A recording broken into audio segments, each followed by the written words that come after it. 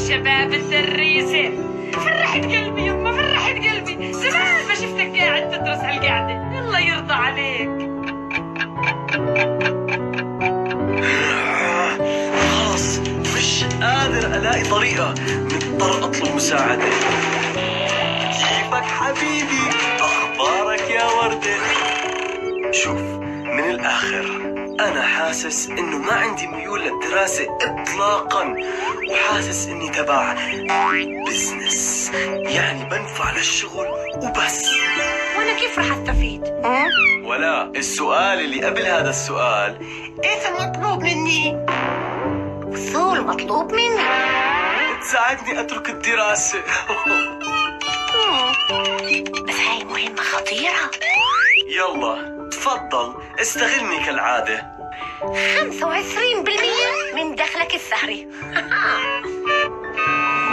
اوكي احكي اشوف بسرعة شو الخطة قبل ما اغير رأيي.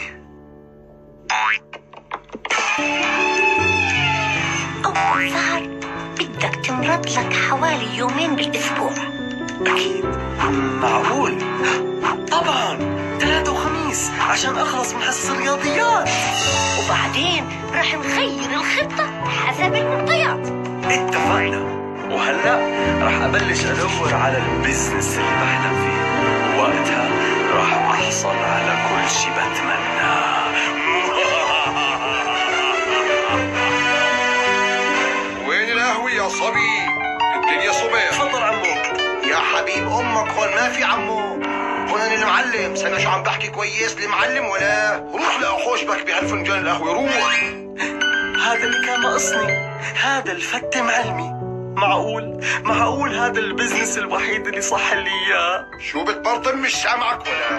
ليكون مش عاجبك. اصلا منيح مني اللي قبلت اشغلك عندي وانت ما معك شهادة، واحد جاهل. حبيبي انا عندي سيفيز لناس معهم دكتوراه وحابين يشتغلوا عندي. سامع شو عم بحكي؟ سامع؟ دكتوراه؟ مثل ما بقول لك، يعني اللي صح لك ما صح لغيرك. وغني بعبك، غني اشوف. يلا على شغلك ولا يلا شوف. حاضر عمو، قصدي حاضر معلمي، بس ما بدي أذكرك. أرجوك ما أجيب سيرة لأبوي بالمرة. تعرف الحمل صار تقيل عليه وأنا كتير حاب أساعده، بس ما بدي إياه يعرف بالمرة. تساعده مش غلط، مفهوم. ما هو أبوك يا حرام صار له دهر مش قادر يسد الدينات اللي عليه بالدفتر. هي بدها مساعدة كمان. معك حق، روح على شغلك روح. الله يقطع العيش، أول الشهر مثل آخر. يا سبحان الله، ما فيش بجيبتي ولا حتى تعريفة ولا تعريفة. السلام عليكم يا أبو كريم، كيفك؟ يا هلا يا هلا يا هلا يا هلا بأبو الصبي العظيم، قصدي أبو رعد. شو الأخبار أبو رعد؟ أبو كريم صدقني إني خجلان منك ومش عارف شو بدي أحكي لك. خير يا زلمة، خوفني. شو في احكي؟ يعني بالنسبة لدينات هالدفتر هذا نقدر نأجلهم يعني شوي للشهر الجاي. الدينات. لا يا أخوي أبو رعد، ما يكون لك أي فكر.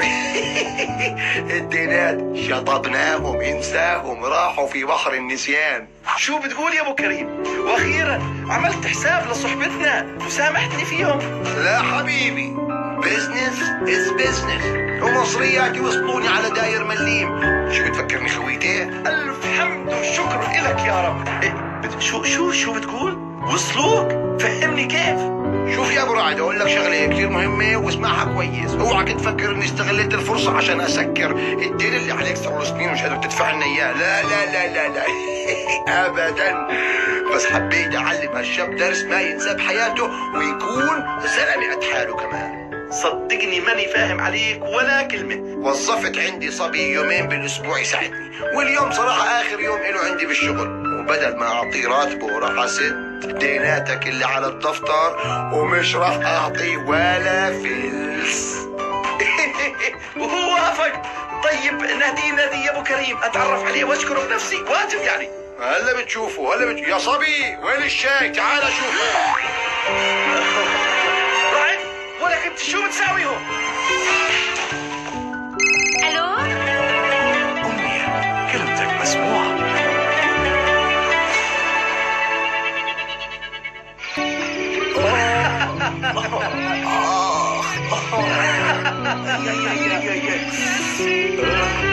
تزعلش يا صاحبي، انا عندي ابن عمي بيشتغل ورشة قريبة من هنا، اكلمه لك يدبر لك شغلانة تاني، اصل هو بيشتغل قصير.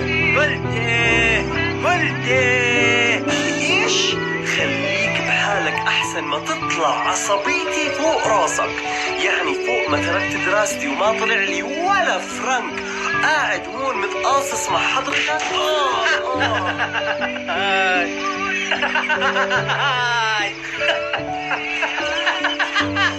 قصير؟ قديش بدفعوا بالساعة؟